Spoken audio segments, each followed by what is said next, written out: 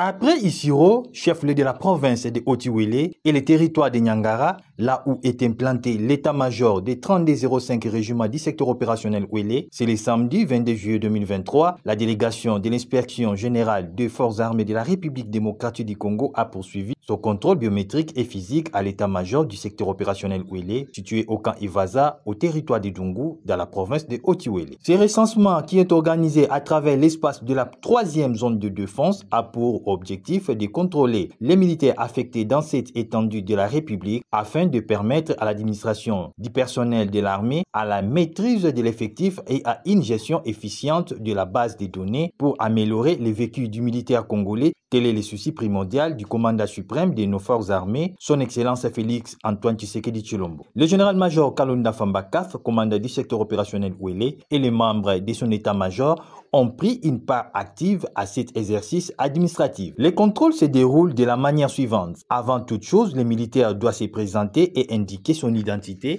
Après un coup d'œil des contrôleurs sur la liste de l'unité afin de s'assurer de cette identité, ensuite vient la confirmation de la mise en jour dans les 50 000. Autre étape est celle de la capture de tous les visages et celle de l'empreinte digitale pour incorporer les requérants dans la base de données. Après Dungu, cette équipe va poursuivre le travail dans les coins et recoins de cette unité de mise en œuvre des forces armées de la République démocratique du Congo. À noter que ce contrôle débouchera aussi à l'octroi d'une nouvelle carte d'identité biométrique. Et grâce à cette opération rigoureuse et surtout à cette technique innovée, la mise en jour des données devient automatique.